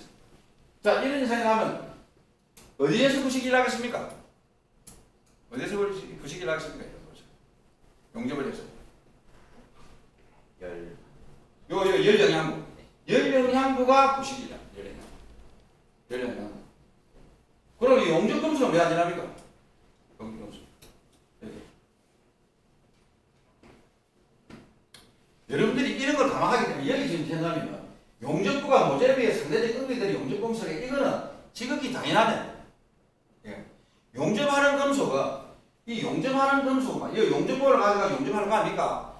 용접봉은 말이죠. 이 베이스 메탈 이 강하고 이 강을 연결하는데 이 강보다는 용접하고자 하는 용접봉 금속의 그 질이 포텐셜이 높고 부식이 잘 뛴다는 이온화 경향이 적은 금속을 가지고 용접한다 이 말입니다. 일반적으로. 용접 금속이 이것보다도 질이 나쁜 금속을 가지고 용접 안 한다. 절대 안 해요. 여러분들 용접하는 용접봉은 항상 이 금속보다는 붙이고자 하는 이 용접하고자 하는 이 두 가지 금속에 비해서 용접봉은 이거 말하는 용접봉은 훨씬 예시성이 좋은 산화되기 어려운 그런 좋은 금속을 용접을 하기 때문에 용접 금속은 절대 부식이 안 납니다. 그러면 어디가 일어나느냐? 이 열을 받은 원래 이 금속 붙이고자 하는 이 금속 중에서 열을 많이 받기 때문에 열을 받은 이 부위가 조직이 검정의 현상이 일어나가지고 마텐사이트 조직으로 변한다든지 해가지고 잔류응력이 여기서 엄청나게 잔류응력이 존재하고 조직도 변화하기 때문에 이 부위가 부식이 일어난다. 열영향부가 부식입니다. 열영향부. 그래서 이 열영향부가 부식이라고 조직이 변하고 열영향부가 그 잔류응력이 있으니까 이놈을 갖다 열영향부 이 부위를 갖다가 열을 처리를 통해서 애열 또는 후열을 통해서 그 잔류응력을 제거해야 그나마 부식을 좀 억제할 수 있다. 100% 안 되더라도. 그러나 부식 용접이라고 하는 것은 두 금속을 이 철판하고 이 용접을 하게 되면 용접 말고는 어떤 구조물을 만드는데 용접마저 변하게 되십니다. 용접마저 변하게 없죠. 볼트나트 옛날에는 아십니까? 여러분들 참 그런 이야기다만 제가 해양대학 입학할 1972년도 입학할 때 해양대학에 반도라는 배가 있었습니다. 그 반도 배가 신성모 국방부 장관이 우리나라 국방부 장관이 이승만 대통령 시절에 국방부 장관 이름이 신성모라고 했어요. 이승만 대통령이 반기를 끼니까 그 그 아침 잘하는 신승 먹고 가면 각각 시원하시겠습니다. 그런 일화가 있었어.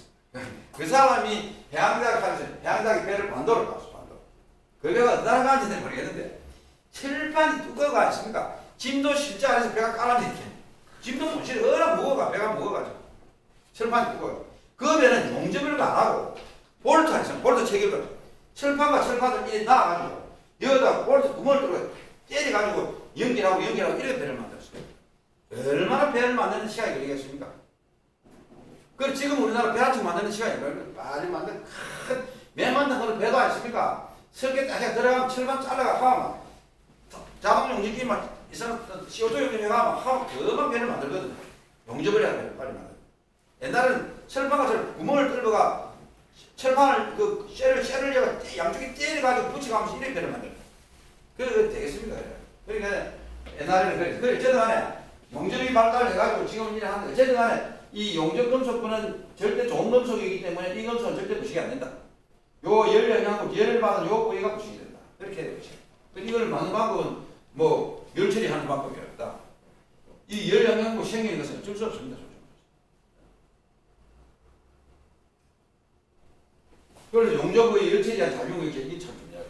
왜 이거는 당연한 이야기이기 때문에 뭐 중요한 게 아니고요. 용접보면 항상 좋은 금속을 쓰니까 항상 이것이 중요하다. 이렇게 보면 되겠습니다. 여기에서 이제 보면은 요 부속구는 여기 부속구인데 양쪽 파이프를 연결하는 요 부속구인데 요 부속구가 항상 요 부속구는 오히려 양이 돼요. 복수를 이거 잘못했네. 요 양을 고치세요. 양. 음극의 양극입니다. 양. 잘못죠.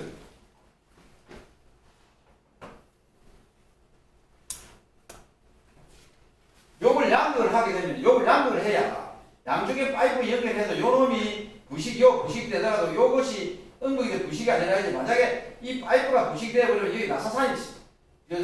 떨어지면 큰일 나거든요. 요거는 뭐 부식이 되면 요 쉽게 가를 끼면 되니까. 그래서 요 부속구는 양극이 되는 게 좋습니다. 오히려 이놈은 이게 양이 돼가 부속구는 양이 되도록 한다. 그 다음에 틈을 형성을 억제해야 된다. 보존 형성 도장 처리를 한다.